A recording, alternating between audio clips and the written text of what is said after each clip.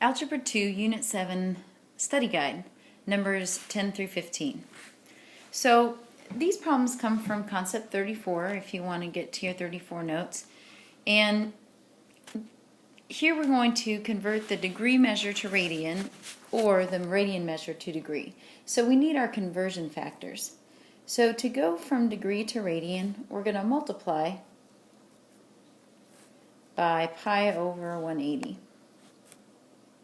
And to convert from radian to degree, we're going to multiply by 180, and I should say 180 degrees over pi. And here, pi over 180 degrees. So if you look at number 10, you can tell that this is a radian measure because there's no degree marking and because there's a pi term in it. There won't always be in the radian, so you always want to look for that degree symbol. So if there's no degree symbol, that this is radian, and we're going to convert it to degrees. So we want to multiply it by 180 degrees over pi.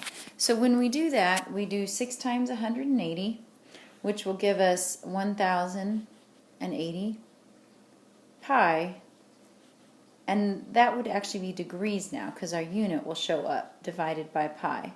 Pi divided by itself will simply be 1, so our equivalent degree measure of the angle will be 1080 degrees. Number 11, 520 degrees, so since we have the degree marking, that means that we are going to convert to radian. So we'll want to multiply it by pi over 180. So we'll multiply straight across, numerators and denominators.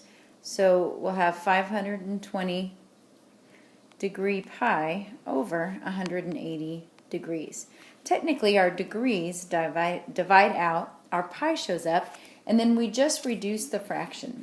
So that would be 26 pi over 9. We want to keep it in exact terms, not change it to a decimal.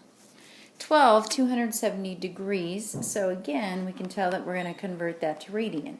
So we're going to multiply it by 180 degrees over pi. So when we multiply those together and reduce the fraction, we get 3 pi over 2. Our degree units divide out, and so we're simply in radian. 13, 7 pi over 4. Notice there's no degree marking, so we want to, this is radian, and we want to convert it to degree. So we'll take it times 180 degree over pi.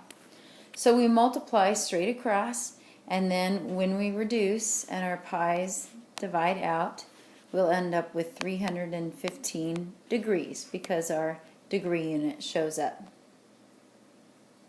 If you have a negative angle, you just convert it as if it were positive. So this is degree, so that means we want to convert it to radian. So we'll take it times pi over 180. So we'll multiply straight across, and then when we reduce that, we get negative 11 pi over 36, and our degree units divide out. Finally, 15, we've got 2 pi radian because there's no degree marking, so we want to take it times 180 degrees over pi. So 2 times 180 is 360 degrees, pi divided by pi. Our pi's will divide out, so 2 pi is a full revolution. It is 360 degrees.